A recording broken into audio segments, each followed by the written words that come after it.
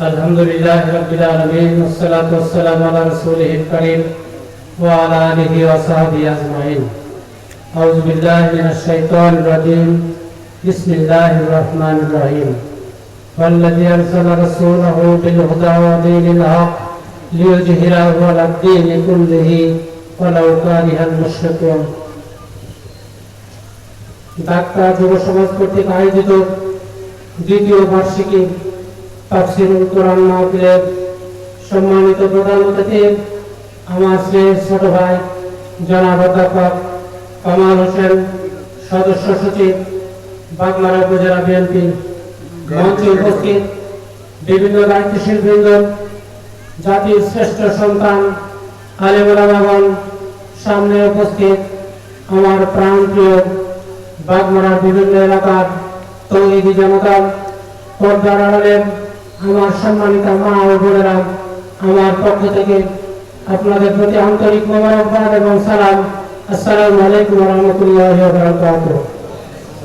আসলে দীর্ঘক্ষণ যাবত আপনারা কোরআন ও হাদিস থেকে অত্যন্ত চমৎকার আলোচনা শুনলেন। বিশেষ করে আল্লাহ রাসূল সাল্লাল্লাহু আলাইহি ওয়াসাল্লামের সিরাতের উপরে চমৎকার আলোচনা আমরা সবাই শুনলাম। সম্মানিত ভাইরা, আমি কোরআন মাজিদের ছোট্ট একটা আয়াত তেলাওয়াত করেছি, তার উপরে দু একটা কথা বলে আমি আমার কথা শেষ করব। আল্লাহ তাআলা বলছেন, ওয়াল্লাযী আরসালা রাসূলাহু বিল হুদা ওয়া দীনিল হক লিইয়ুযহিরাহু আলা দ্দীনি কুল্লিহি ওয়ালাউ কারিহাল মুশরিকুন।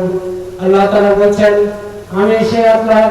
আমি সেই সত্তা যিনি সত্য দ্বীন এবং হেদায়েত সহকারে আল্লাহ রাসূল সাল্লাল্লাহু আলাইহি ওয়াসাল্লামকে পৃথিবীতে প্রেরণ করেছি।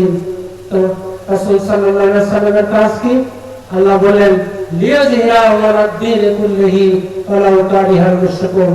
রাসূল সাল্লাল্লাহু আলাইহি ওয়াসাল্লামের কাজ হলো পৃথিবীতে যত ইলম, যত মতবাদ, যত আদর্শ, যত সংবিধান আছে তার উপরে ইসলামের বিধানকে বিজয়ী করা। তাই এর থেকে আমরা বুঝতে পারি আল্লাহ রাসূল সাল্লাল্লাহু আলাইহি ওয়াসাল্লামকে পৃথিবীতে পাঠানোর একটা লক্ষ্য, একটা মিশন এবং ভিশন ছিল। সেটা হলো পৃথিবীর সকল মতবাদকে উপেক্ষা করে শুধুমাত্র কেবলমাত্র একমাত্র কোরআনের বিধানকে বিজয়ী করার জন্য আল্লাহ রাসূল সাল্লাল্লাহু আলাইহি ওয়াসাল্লামকে পৃথিবীতে পাঠানো হয়েছে। আমরা বাংলাদেশ জামাত ইসলামী ওই কাজটাই করতে চাই। আসলে স্বাধীনতার 54 বছর অতিক্রম হতে চলেছে। আমরা বিভিন্ন দল, বিভিন্ন সংগঠন এবং বিভিন্ন সরকারকে দেখেছি, কেউ এই দেশে এই সমাজের শান্তি স্থাপন করতে পারে নাই। তার একমাত্র কারণ আমি মনে করি সৎ, যোগ্য, আমানতদার, আল্লাহ ভীরু নেতৃত্বের অভাব ছিল। আমি আপনাদের কাছে বিনয়ের সাথে অনুরোধ করব, নেতা নির্বাচনের ক্ষেত্রে আল্লাহ কি ধরনের ইনস্ট্রাকশন দিয়েছেন, কোন ধরনের লোককে আপনার আমার সমর্থন দেওয়া উচিত, সেটা কিন্তু আল্লাহ দেখিয়ে দিয়েছেন। কেমন দল আপনাকে আমাকে করতে হবে সেটাও কিন্তু আল্লাহ কোরআন মাজিদে বলেছেন। আল্লাহ তাআলা বলেছেন, ওয়াতাকুম মিনকুম উম্মাতুন ইয়াদউনা ইলাল খায়র ইয়ামুরুনা বিল মারুফ ওয়া ইয়ানহাউনা আনিল মুনকার ওয়া উলাইকা হুমুল মুফলিহুন। আল্লাহ বলেছেন, তোমাদের মধ্যে এমন একটা দল, এমন একটা সংগঠন অবশ্যই থাকতে হবে যে দল মানুষকে কোরআনের দিকে, ইসলামের দিকে আহ্বান করবে, সৎ কাজের প্রচলন করবে এবং সকল অসৎ কাজ সমাজ থেকে বন্ধ করে দিবে। এই তিনটা যে কাজ যে দল করবে সেই দল করারই অনুমতি আল্লাহ তাআলা দিয়েছেন এবং আল্লাহ তাআলা তার ভাষায় বলেছেন এই দলটাই হলো সফলতম দল।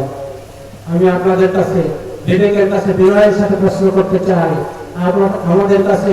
আপনাদের কাছে অনেক নেতা, অনেক দল, অনেক আদর্শ নিয়ে আসবে, এই তিনটা কাজ যে দল করবে দয়া করে তাদেরকে সমর্থন দিবেন। যেহেতু আমার উপরে একটা দায়িত্ব এসেছে, আমি নির্বাচনমুখী দিয়ে একটা কথাবার্তা বলবো।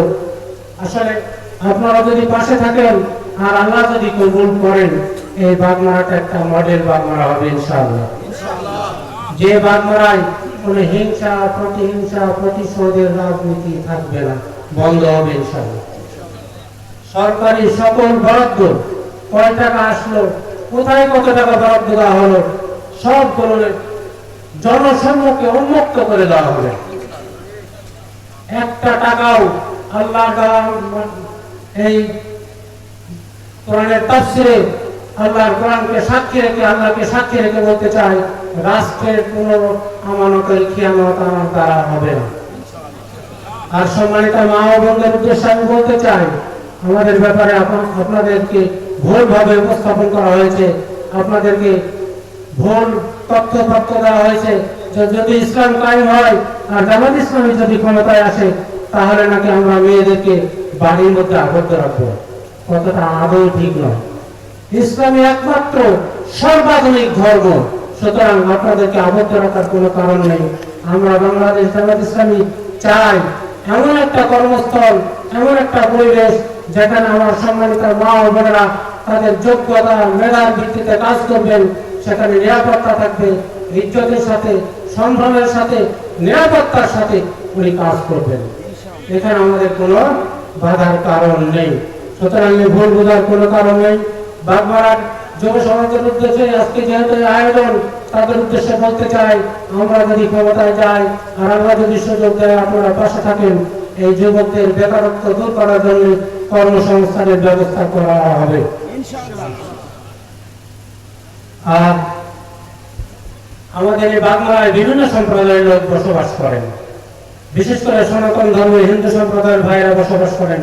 আমরা সকল জাতি দল মত গোত্রের মানুষ নিরাপত্তার সাথে বসবাস করবে ইনশাআল্লাহ। এখানে নিরাপত্তার কোনো বিঘ্নিত হবে না। সব শেষে আমি বলতে চাই, সরকারি যত বরাদ্দ আসবে কোনো বরাদ্দ নিতে একটি টাকার ঘোষ আমাদেরকে দিতে হবে না। এই বাগমারায় সুষম এবং ইনসাফপূর্ণ বরাদ্দ বন্টন করা হবে ইনশাআল্লাহ। তাই আসুন, আল্লাহকে খুশি করার লক্ষ্যে, ইসলামের বিজয়ের লক্ষ্যে, রাসূলের ফেলে যাওয়া ওই কাজটাকে আঞ্জাম দেওয়ার লক্ষ্যে আমরা ঐক্যবদ্ধ হই। ভালো সৎ যোগ্য আমানত লোককে বেছে নিয়ে ওই সংসদে আইন পাশ করার জন্য পাঠাই। এই আহ্বান রেখে আপনাদের সকলের সুস্বাস্থ্য দীর্ঘায়ু কামনা করে সর্বোপরি আল্লাহর এই জমিনে আল্লাহর দ্বীন বিজয়ের জন্য আল্লাহর সাহায্য চেয়ে আমার কথা শেষ করছি। ওয়া আখিরু দাওয়ানা আলহামদুলিল্লাহি রাব্বিল আলামিন। আসসালামু আলাইকুম ওয়া রাহমাতুল্লাহি ওয়া বারাকাতুহু।